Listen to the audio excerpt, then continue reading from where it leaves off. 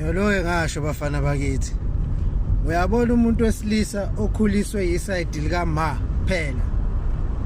Ongamazi ubaba noma ongakwazi ukuba present kwe masculine figure empilweni yakhe. Enama values enama principles. I understand. Mfana nje okhuliswe ugogo noma owazi ukuthi khabo baba wakhe iside lemgodoyi baba wakhe wayengamfuni in ngeke uzuphikisane nalowo muntu. Lowo muntu umfazi onamasende lo. Ngiyaxolisa ukisho lento. Most abafana bakhuliswe omama noma bakhuliswe ogogo babo bengenama male figures empilweni zabo. I-male figure biba khona mhlawumbe ama boyfriend a different kama wakho. Hayi, most likely ucabanga into wenza njengomuntu wesifazane. Ingakho ensukwini zanamhlanje sifaceane nabafana abaningi kangaka abafuna ukuba abafazi. Umuntu ufuna ukuba uma wakhe, iyona inspiration ayibonile phambi kwakhe. Ubaba bengekho. You understand? And ngisase kuleyo topic yabafana abathanda ukuzenza amantombazane. Mina ngiyawancamela labafana abayitabane ezaziwayo. Thothi umuntu uyisitabane nje open esaziwayo. Ngiyaphi nalenkulumo abekho abantu abayingozi abanobungozi enganeni ezincane okudlula izitabane. Ikakhulukazi lezi zitabane ezifihlile. Ezi actor njengami nawe nje ongathi mawuyibuka uthemba ukuthi umuntu wesilisa ophelele. Abekho abantu abayingozi njengalabo bantu. And isikhathi esiningi benzani bagijimela ukushada. Beshada abantu besifazane begqoke le mask yokuthi yena ufamily orientated. Kanti uyazi madala side ukuthi uphila impilo yokudla uthuvi. Udla amasimba. I understand.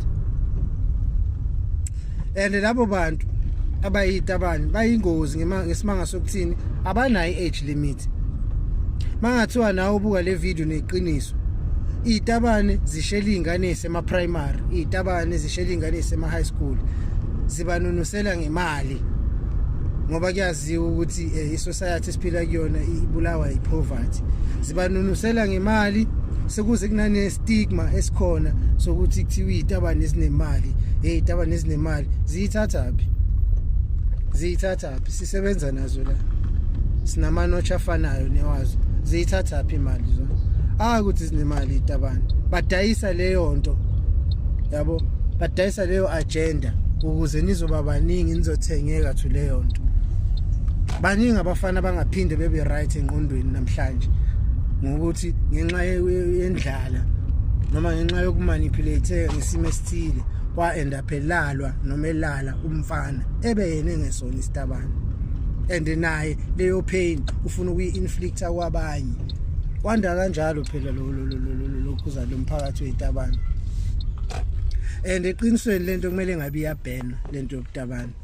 Because ngiyasho namanje abekho abantu abama pedophiles okudlula izitabane kwi society siphila kuyona. And ama repercussions ama actions wabo aswaboni. Ensukwini zamanje sisiwami ungathatha ingane yakhe yomfana uthi mhlawumbe ungena nayo kwi relationship uthole indoda eqotho kanti uthola indoda ezolala lo mfana ifundise lo mfana ukutabana. Abantu esiphila nabo ensukwini zamanje abanaso isiqiniseko ngobulili abayibo. Badongekile emqondweni ngokuthi bayini. Abekho abantu abawumgozi kule society siphila kuyona okudlula le community eyiqamba igama yathi LGBTQI+. Balala nezingane ezincane mfuthu kungekudala nje kunenurse email nurse etholakale emahlathini ilalana nengane secondary primary. Thiwa futhi akugona okokuqala. Mina ngiyimi kanje ngizokutshela izitabane zangizama ngimncane.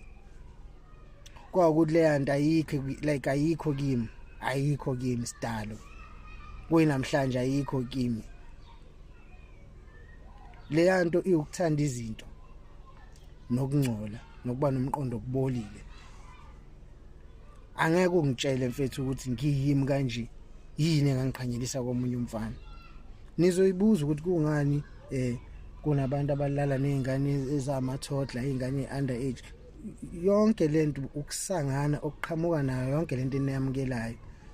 Ngelinye ilanga kuyoba khona ama movements ama pedophiles ayobe protest against imithetho esinayo ku constitution, and ngenxa yokuba biased wena niyobe nikusekhonda lokho njengoba nisekhonda lento yokutabana.